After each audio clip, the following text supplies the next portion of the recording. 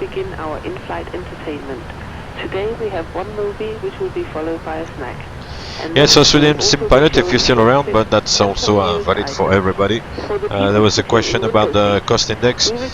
Basically what the cost index does is that it gives you basically a speed schedule for the cruise in particular, dependent on either time or fuel consumption.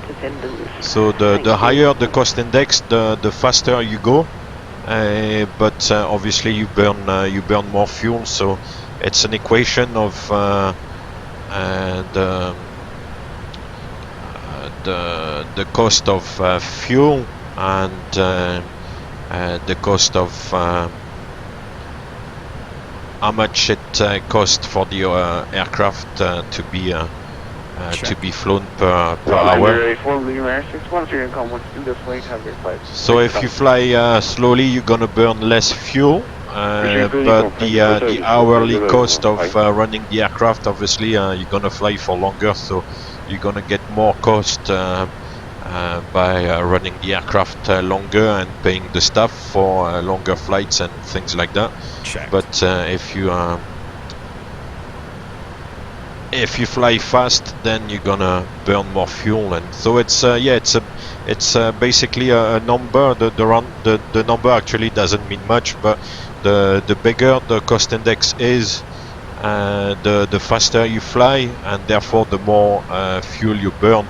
So if the cost index is high, that means that you don't really care about the fuel cost. So with a high cost index, then usually that means that fuel is quite cheap, and with a low cost index, that means that fuel is quite expensive compared to other expenses to operate the aircraft. If that makes sense.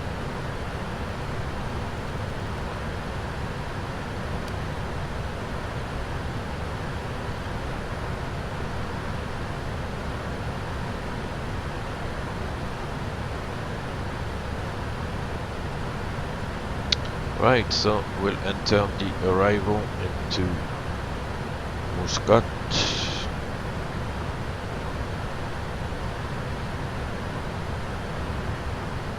Musuk 1 Vector, and I guess via Musuk. No, okay, what's the arrival? Oh, via Bubil, okay. I'll execute that. Musuk 9000. Yeah. Hey, thank you very much for the follow. Who was that? Shinoi 7. Thank you very much. Good afternoon. No, in real life, the cost index is provided by the company, and thank you very much for the follow, Mateus Furtado. Welcome to the stream. Yeah, the cost index number is provided by the company. So for example, like today it's 120 here. It could be any number, it could be 50, it could be 60. The way we kind of run it is that very often it's kind of associated with the speed we want to achieve. If, for example, we're kind of running late, we can kind of increase the cost index to fly faster to kind of catch up on time a little bit. So yeah, in my company, the cost index is kind of variable. It depends on how much time we have in the schedule flight time compared to the actual flight time.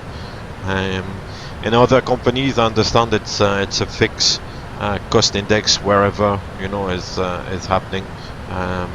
On every flight, the cost index is the same. We kind of play around with the cost index a little bit, and yeah, it's always kind of different.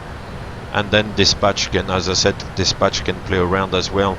If they see the schedule block time is is almost similar to the actual flying time, then they will increase the cost index so that we're gonna get to destination on time, more or less.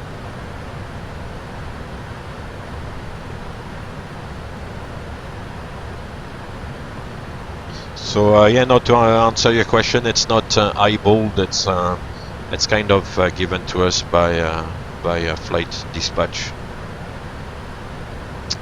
So there's nothing on the recall. There's no notes. Did we not do the after takeoff checklist? My bad.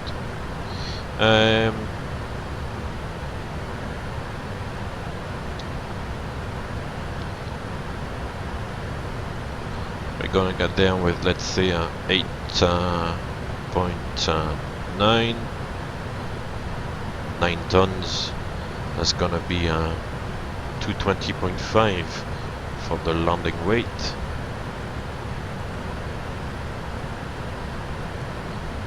We're gonna do flap 30. Thank you very much for the follow, that Mr. Ow. Welcome to the stream. Minima 270. That's good. It's not very far to go.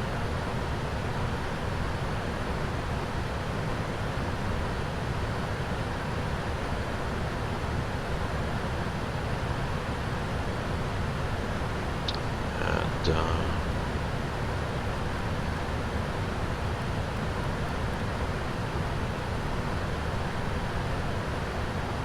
gonna have to call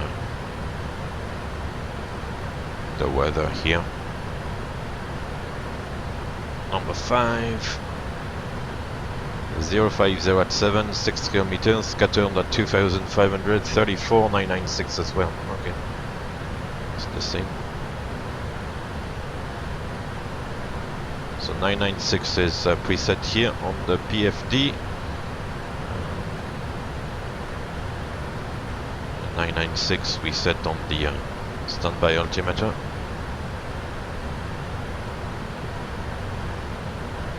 Beautiful.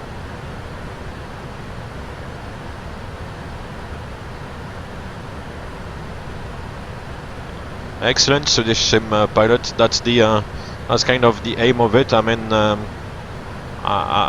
I've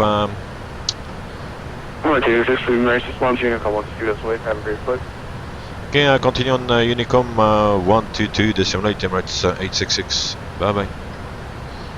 Yeah, I know you've been following the channel, the stream, and the YouTube channel for a while, and yeah, that's the aim of the channel, without being too technical. Yeah, that's what I'm trying to achieve. Remember. So we'll set 9,000 feet, which is the first restriction in the descent at waypoint Muscat. And I've got to brake 2. So we're gonna fly the arrival slowly, and yeah, should be fun.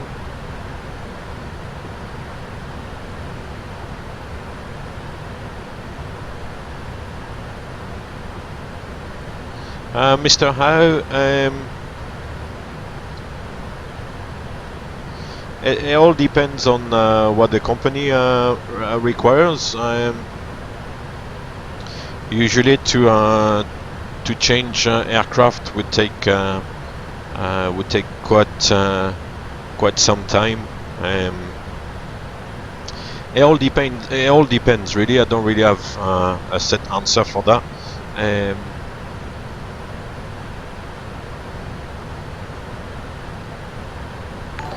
I've been flying the 777 now for quite some time, and there's not really a need for the company to Rui 10, thank you very much for the follow, welcome to the stream. Yeah, there's not really a need for the company to put me onto another aircraft type, so I think I'll stay on the 777 for as long as I'm in the company. But the aircraft type allocation depends really on the needs of the company. You're kind of you know, at their service, so to speak. So they will decide what aircraft you're gonna fly. If you need to change aircraft type, depends. If, for example, you go from Boeing to Airbus, it's gonna take some time. It's gonna probably take, you know, the best part of 2 or 3 months. For example, you transition from a 777 to a 787, it would only take maybe a couple of weeks because there are a lot of similarities. I'm not really sure exactly on the, you know, on the time frame, but that's that to me kind of sounds reasonable. If you transition from one Airbus type to another, then it's also a matter of days. If you transition, let's say, from a 330 to a 340, or from a 319-20 to a 330, it's not going to take too long because there's a lot of similarities in Airbus. So the transition courses are usually quite quick. It's really a matter of days. So it depends really on these factors. There's not like a set answer. It depends on the circumstances, really. Right, we'll reset the QNH.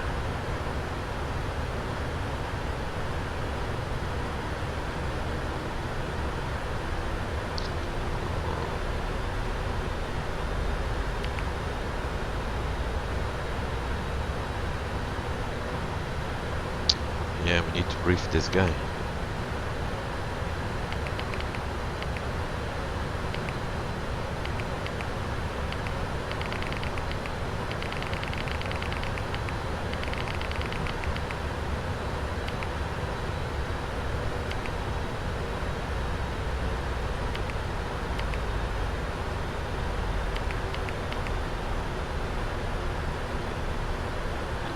Okay, so FS the crew knows about that.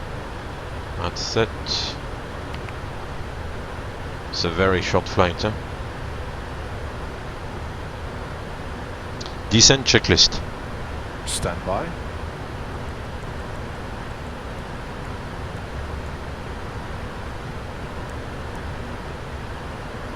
Descent checklist. Recall checked. Hey, Next. Chili Willies, how you doing? It's checked.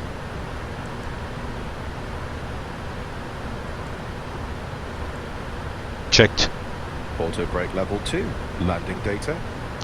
VREF is 140, minimums 270 feet. VREF 140. Minimums 270 feet. Approach briefing. Completed. Descent checklist complete.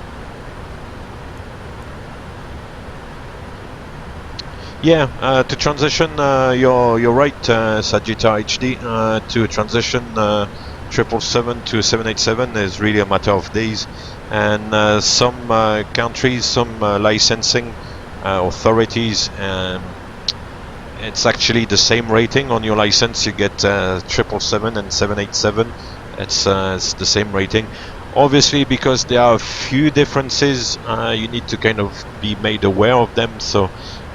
There would need to be a transition course. You can't just jump from a 777 to a 787, but otherwise it's very short. And it's the same as well for Airbus. If you, for example, if you Google Airbus CCQ, I think it's called the cross qualification, whatever, it will show you the time frames. Airplane 372, Wolf, thank you very much for the hosting. Yeah, if you Google the Airbus CCQ times, you'll see like to transition from a 320 to a 330 is maybe also 7 days in the simulator. Like, it's just to learn a little bit the system. But the Airbus has been designed as well to kind of facilitate, you know, the transition from one type to another. So you do get the transition done quite quickly on Airbus as well.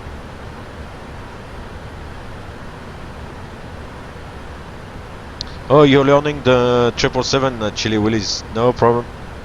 Welcome to the stream, mate. This is actually quite a short flight to talk about the 777, and there's a lot happening, and obviously as a one-man show, it's quite difficult to run. But yeah, there'll be other occasions when maybe I've got a little bit more time in the cruise and where we can have a little bit more of a chat. But on this one, it's quite quick. It's literally like up and down. So, but yeah.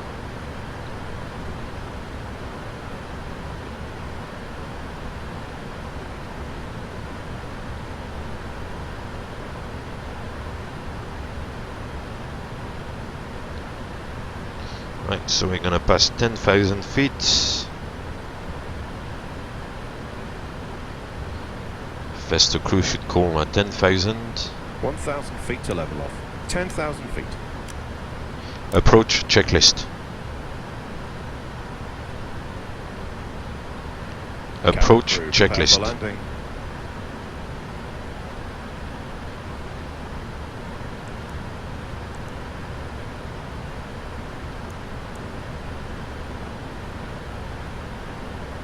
Approach checklist. Altimeters. 996 set. 996. Approach checklist complete.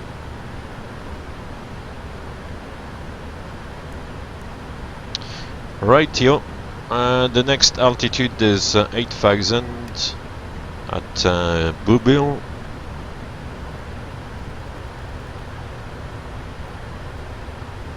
So now it's gonna level off at 9,000 feet, which was the restriction. Well, it's trying to get back to it. It's actually gone down to 8-9, but doesn't matter so bad. And then because we are in VNAV path here, as you can see, the VNAV is gonna calculate to be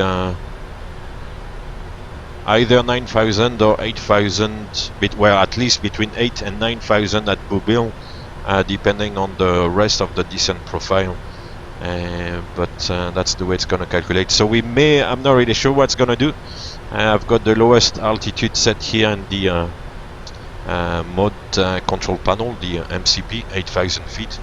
But if the FMC considers that we can stay at 9,000 feet at Boubil, then we're not gonna descend. So we'll see what it does. We might be descending towards 8,000 feet or not. Depends how far we are to the runway at this point to continue the descent. The scenery I have for Muscat is a kind of it's a modified AFCAD, so it's not it's not a commercial scenery or a package of some sort. No, it's not. There's quite some mountains around here. Interesting. Ooh. Yeah, it's quite above mountains. Very nice.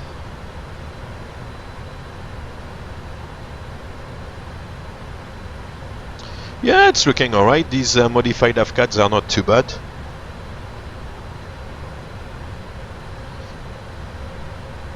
So one thing I've not really had a chance to check was the... After that we go down to 3,400 feet, that's correct, and then the platform 2,200, well, 2,200 feet here at 6 miles or 7 miles, yeah. And then for the missed approach, 6,000 feet, yeah. And that one should be 2,800 or above. I don't know if it's gonna take it or not.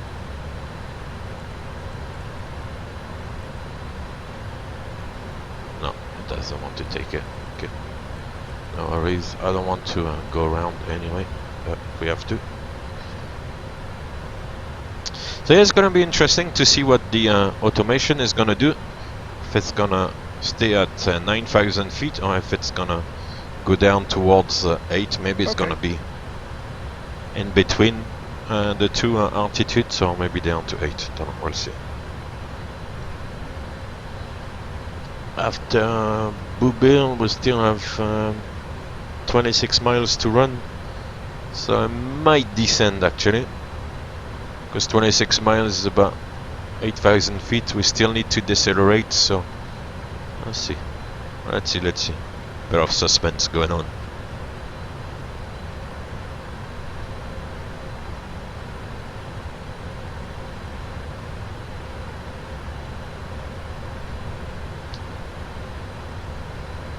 So we are still a little bit far to arm the localizer, but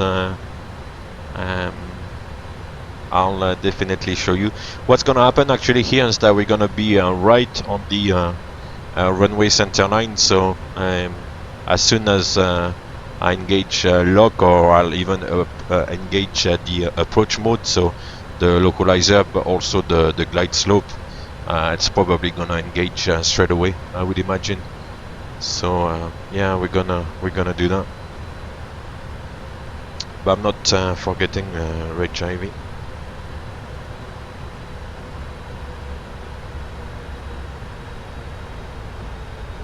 Yeah, Chile Willy's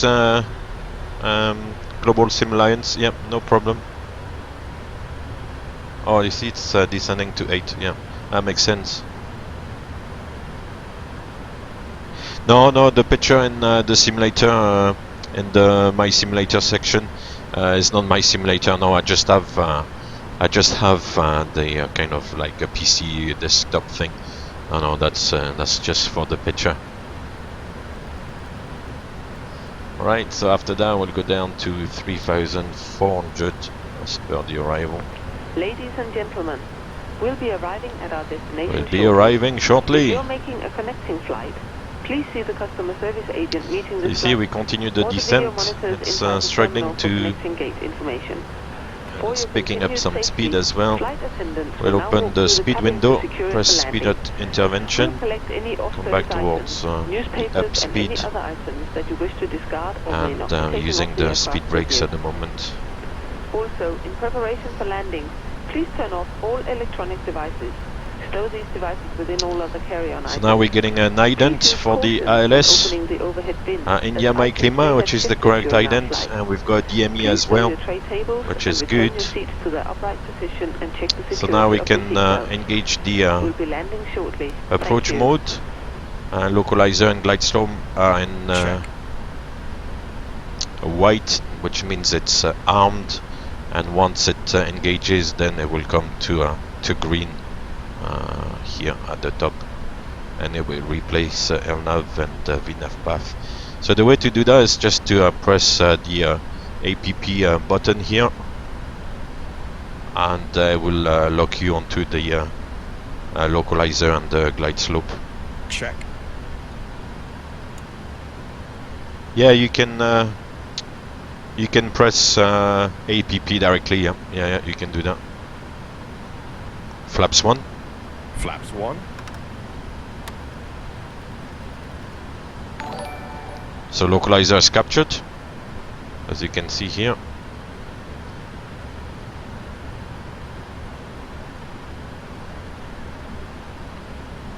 Thank you very much for the follow. I missed the alert.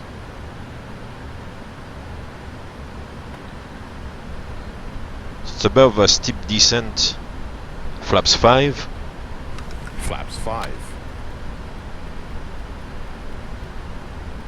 So we need to use the speed brakes a little bit to help the aircraft descend, but above all decelerate, because we are a little bit 5.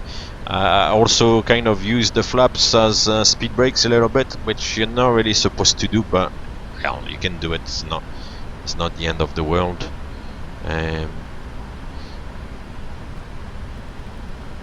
Gonna keep maybe 119. 1,000 feet to level off. Okay, stow the reversers. The glide slope is a little bit above us, so I can reduce the rate of descent, and it should work out nicely. So now I'm reducing the rate of descent using vertical speed, 500 feet per minute, and we're gonna pick up the glide slope. The glide slope is just about to be intercepted. Emirates leaving area from reaching cycle 120, climbing 150. Flaps 15. India 73, you're at 0. you climb the final level 220. So the glide slope is gonna... Yeah, glide slope captured now. We are at 14 miles. I'll come back towards flaps 15. It's probably not gonna decelerate too much now, but we'll see how it works out. Hey, thank you very much for the follow again. We'll try to do a smooth landing, but it's not guaranteed. So now that we have the glide slope captured, we can reset here in the altitude window the missed approach altitude, which is 6,000 feet. So to reset the missed approach altitude, you need to wait for the glide slope to be captured on the ILS. Check. Set. Right, as predicted, the speed is actually increasing now for some reason, so you're gonna have to... You could use speed brakes, but what I like to do is use the gear. Okay. So, gear down. Cabin crew, take your seats.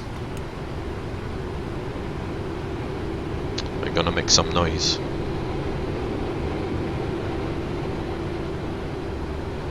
The visibility is not great here either.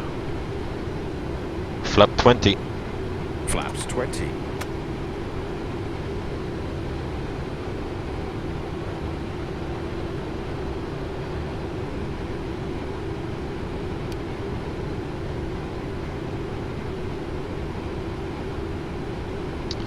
Yeah, the visibility is quite poor around here. Fexer HD, thank you very much for the follow. So now I'm waiting for the speed to be below 180 knots. Flaps 30. Flaps 30.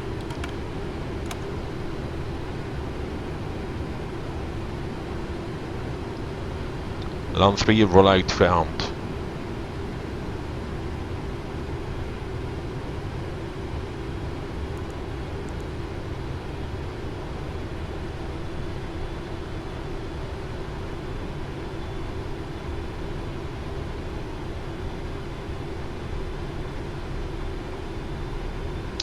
It's worked out okay. Landing checklist. 1,000 feet. Approach stable. Landing checklist. 1,000.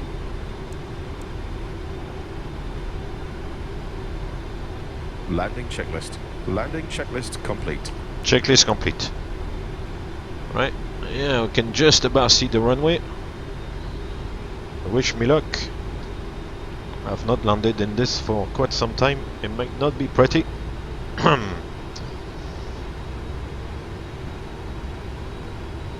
Alright. The autopilot comes off. Disengaging autopilot. Flight director. 500. Check, check.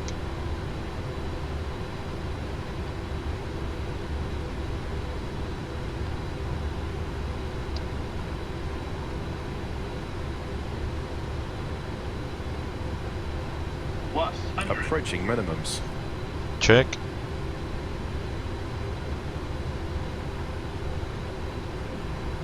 Minimum. Minimums. Landing. Checked.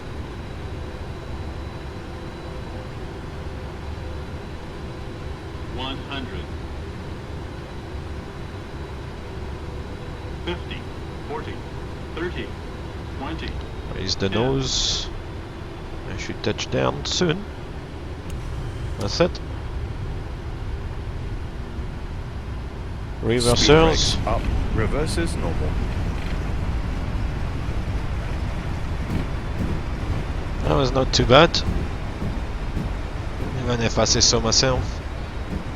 Still the 60 reversers. knots. Strobe lights off. Manual braking. Check. We're just gonna take the next exit.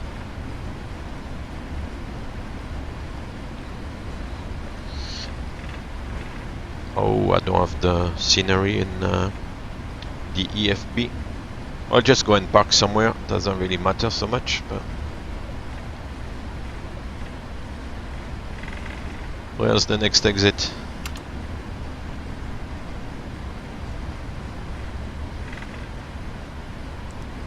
Yeah, that was alright.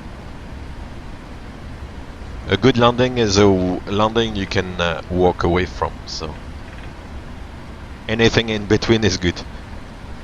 Right, so we'll vacate here to the right. You can see the terminal towards the right hand side here.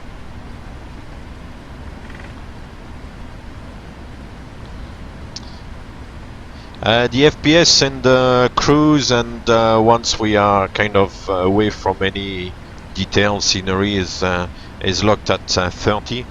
Once we are around the airports, it kind of fluctuates maybe between 25 and 30.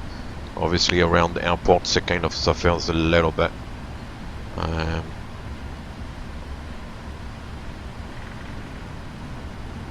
Turn right here, we'll go to the terminal.